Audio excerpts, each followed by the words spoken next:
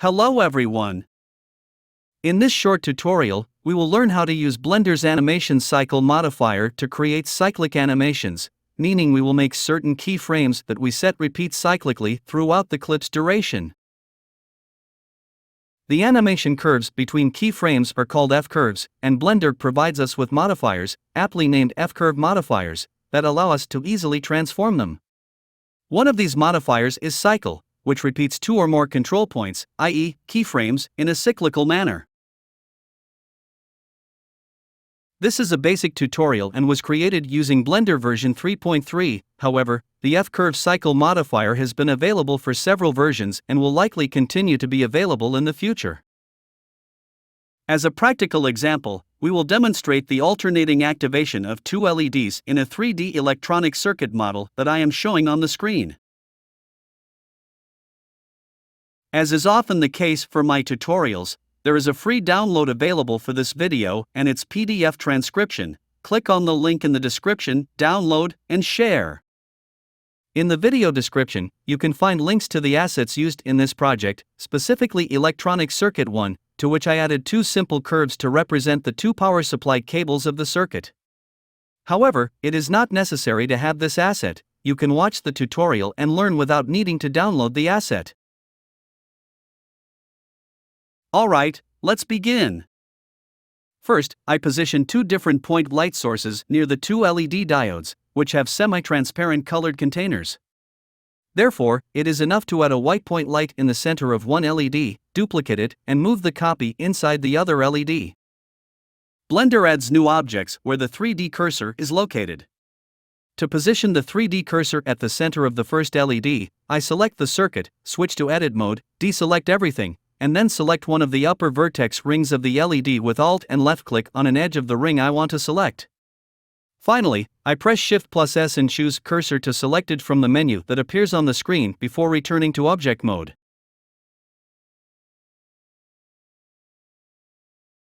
The point light source can be easily added from the Add menu in the 3D viewport. The shortcut is Shift+A.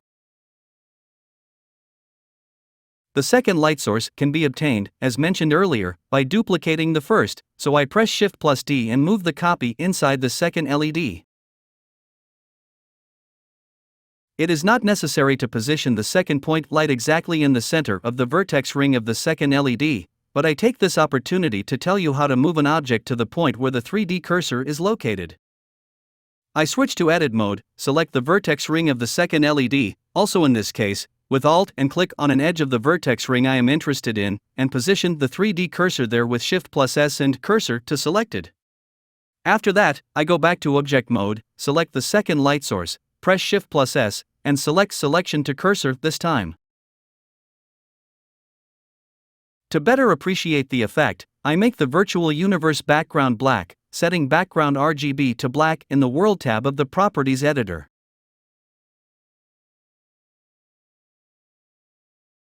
To take a look at the preview of the result, I press the Z key while the mouse cursor is inside the 3D viewport and choose Rendered from the selector that appears on the screen. The two-point light sources have too low an intensity.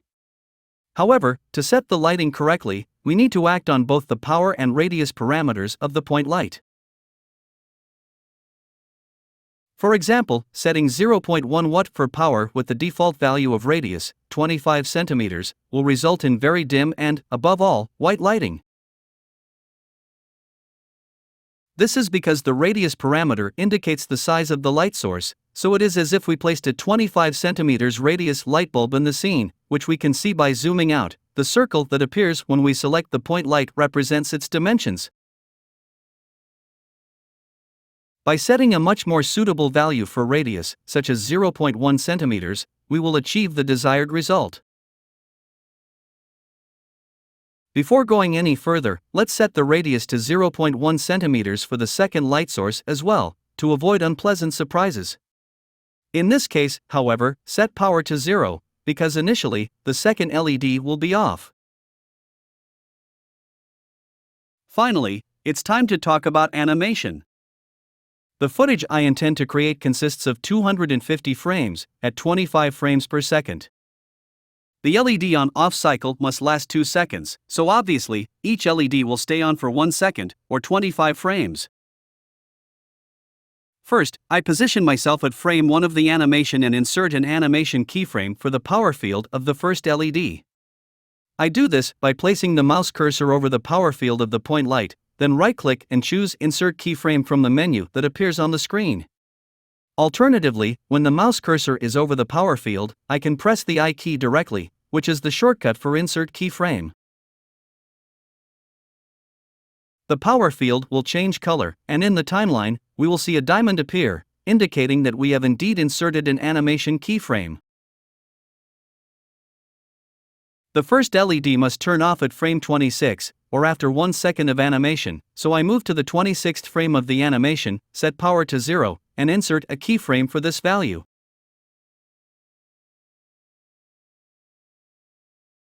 Is everything done?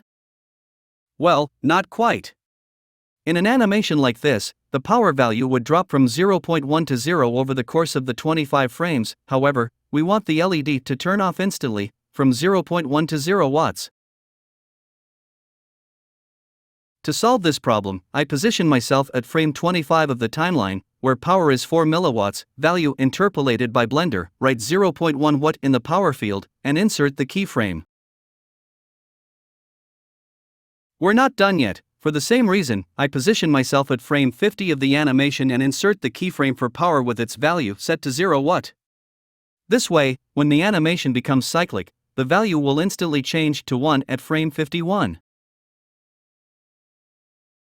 After that, the first LED will be on for the first 25 frames with constant intensity and off from frame 26 to frame 50. I need to perform the same operation but with inverted power values for the second point light. After selecting the second point light, I position myself at the first frame of the animation and insert a keyframe for the power field with a value of 0 watt. Then I move to the 25th frame to insert a keyframe for power, still at 0 watt, because I want an instant, not gradual, turn on. At the 26th frame of the animation, I write 0.1 watt in the power field and insert an animation keyframe. Then I move to the 50th frame of the animation and insert a keyframe for power at 0.1 watt, concluding the animation cycle.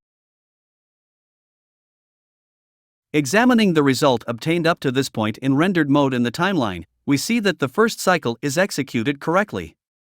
Obviously, from the 51st frame onwards, the second LED will be permanently on, while the first LED will remain off. Now it's finally time to make this animation cyclic, which is the main topic of this tutorial. We open the graph editor and select the first point light to examine its animation curves. We will notice the presence of only one curve, power. If the curve should have an exaggerated size, we can compress the scale of the graph editor with Ctrl and the middle mouse button, moving the mouse horizontally or vertically, depending on the axis to be compressed or expanded, to better view the curve. The values we inserted are clearly visible, and for each keyframe, the value of the power field is also visible in the F-curve tab of the graph editor, which you can open or hide with the N key. To make this animation cyclic, we select all existing control points with one of Blender's selection tools, such as the A key, the B key, or any other method that comes to mind. Then we open the Modifiers tab in the sidebar, shortcut N, as mentioned earlier, and add a Cycles modifier. Done. We repeat the same operation for the second point light. We select its point channel in the graph editor, select all the control points of the curve, and add a cycle modifier. In our case, the default settings of the cycle modifier will work just fine for both light sources. However, I want to point out the possibility of limiting the cyclic repetition to a specific frame range of the animation. It will be enough to select the Restrict Frame Range checkbox and set the frames for the start and end fields.